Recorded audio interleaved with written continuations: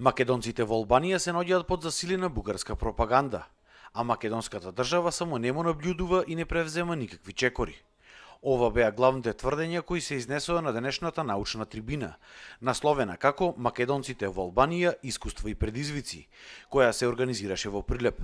Организатор на трибината е Институтот за старословенска култура од овој град. На 13 октомври, албанскиот парламент изгласа закон со кој се признава и бугарско малцинство во Албанија, и од тогаш започнале поголемите проблеми за македонците.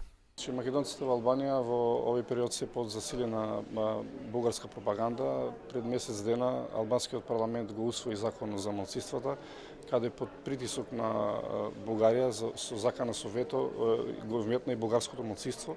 Малцинство кој што не постои, но кое бугарите претендираат на македонските области, значи областите кај што се населени со македонци, бугарите претендираат дека се бугари. И цела ова пропаганда, значи изминатите години што успеа, заврши со успех за бугарскава кауза, нажалост на штета на македонците.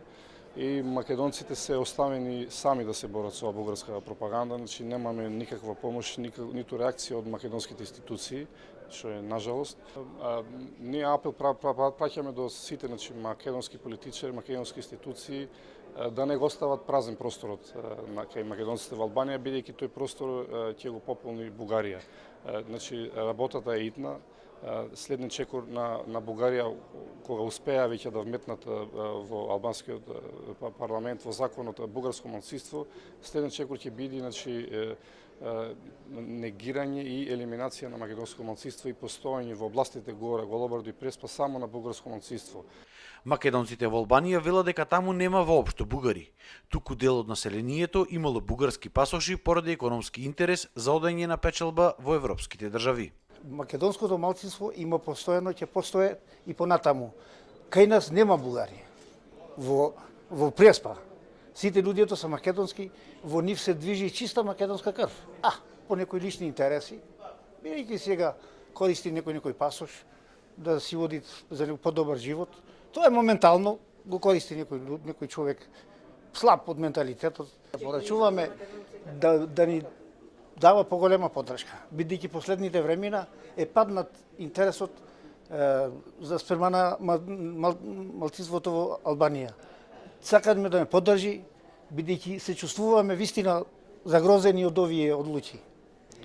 Ние во Голобрдо, како што знаеме, живееме, значи, во околу 22 села чисто македонци. И моментално, значи, во Голобрдо животот е многу тежок поради условите што се по патиштата не се уште асфалтирани, додека граничкиот премин што ни го отвори меѓу Македонија и Албанија тука во селото, малку што почнаме да живееме како место. А другите села, значи, ептен се изгубени во страна, значи, инфраструктура, здравство, немаме никакво.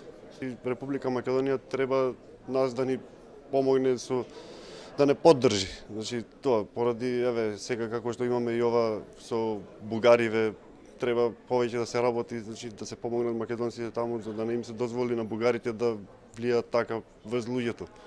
Иако кај нас, како и во Мала Преспа и во Гора и во Голобрдо нема бугари таму, ама луѓето поради личен интерес бараат бугарски пасоши за да си работат надвор од земјата. Од Институтот за старословенска култура Прилеп и експертите кои во последниот период работеле на оваа проблематика велат дека е потребна поголема ангажираност на македонските институции. Со оглед на молкот на државните институции во државава, меѓутоа и на амбасадата на Македонија во Република Албанија, ние како јавна научна установа, како установа со висок национален и стратешки интерес, решивме да организираме настан во кој што точно ќе го отвориме и не само ова прашање, туку општо прашањето кои се искуствата и кои се предизвиците со кои се соочуваат нашинците, македонците во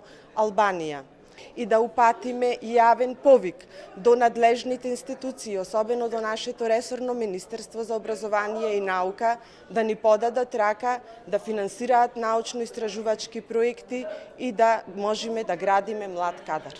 Прво, македонците во Албанија треба да го добијат најосновното, а тоа е внимание од државата преку финансирање на научни проекти, преку ангажирање на нашите научни кадри во создавање на кадар кој што доаѓа во Македонија, меѓутоа треба и да се врати во Албанија за да предава таму, не само ние да го обучиме, па да си останат во Македонија.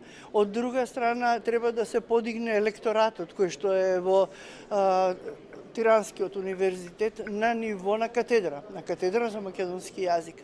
Има многу работи кои што може да се направат, меѓутоа пред се треба политиката да свати дека со абстинирањето од сите неизини обврски не и прави услуга на македонската заедница во Албанија. На трибината присуствуваше и митрополитот Преспанско-Пелагонински господин Петар, кој ги повика македонците во Албанија да не ја забораваат Македонија и да ги издржат овие притисоци. Во верата ги упативме скоро сите, крстени се повеќе од 5000 во Мала Преспа наши македонци. Направивме цркви за нив со помош и од епархијата и од други личности, луѓе и така натаму.